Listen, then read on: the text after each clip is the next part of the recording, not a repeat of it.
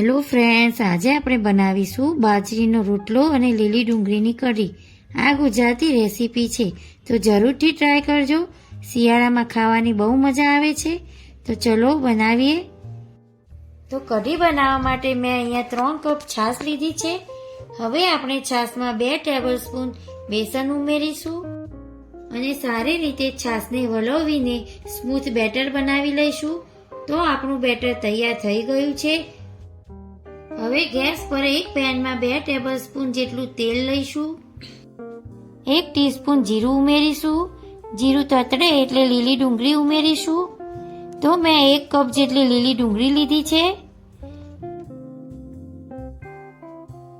Mix કરીશું. Mix થઈ જાય એટલે આદુ, લસણ અને મરચાંની પેસ્ટ 1 ટીસ્પૂન ઉમેરીશું. હવે સારી રીતે મિક્સ કરી સાતરી લઈશું.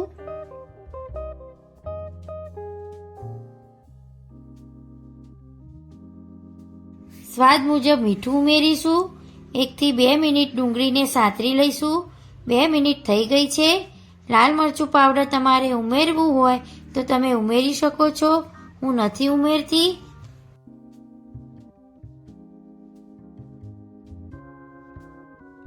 હવે આપણે છાશનું બેટર તૈયાર કર્યું હતું એ ઉમેરીશું અને મેં અહીંયા હાફ કપ જેટલું પાણી એડ કર્યું છે.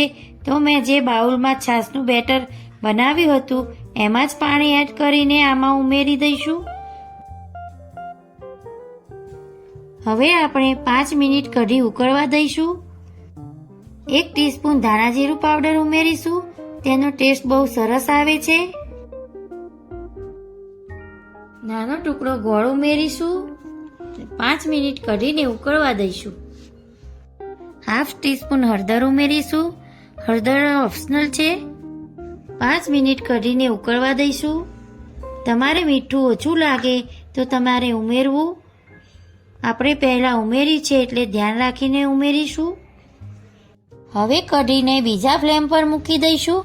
કઢી થાય ત્યાં સુધી આપણે બાજરીનો રોટલો બનાવી લઈશું. મેં અહીંયા માટીની તવી લીધી છે. આપણે ગેસની ફ્લેમ હાઈ જ રાખવાની છે. તવી ગરમ થાય ત્યાં સુધી રોટલો બનાવી લઈશું.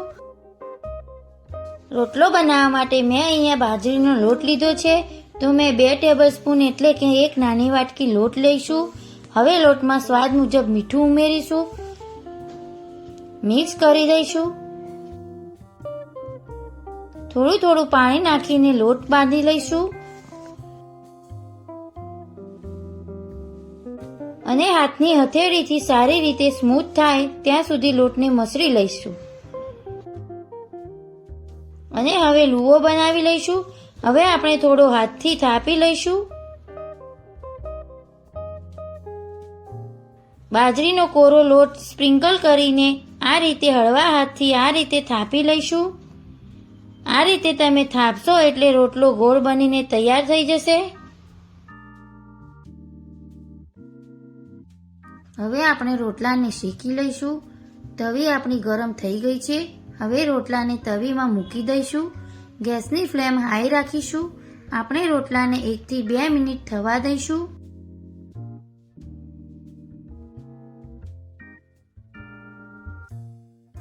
પછી સાઈડ ચેન્જ કરીશું. તો હવે આપણે સાઈડ ચેન્જ કરી લઈશું અને હવે થવા દઈશું અને બીજી સાઈડ પણ થવા દઈશું. વચ્ચે ચેક કરતા રહીશું. 2 થી 3 મિનિટ થવા દઈશું. હવે પાછળથી પણ થઈ ગયો છે એટલે સાઈડ ચેન્જ કરી લઈશું અને થવા દઈશું.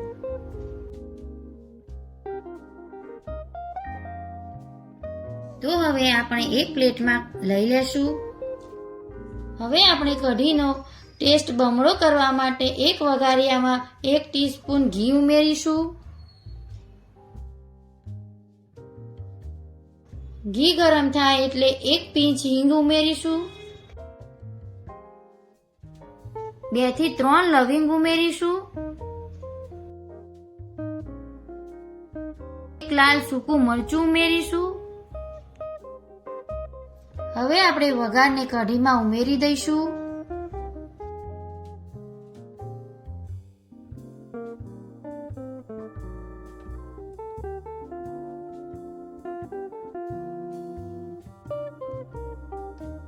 હવે મિક્સ કરી લઈશું. 2 થી 3 મિનિટ કઢીને ઉકળવા દઈશું. હવે રોટલા ઉપર ઘી લગાવી લઈશું.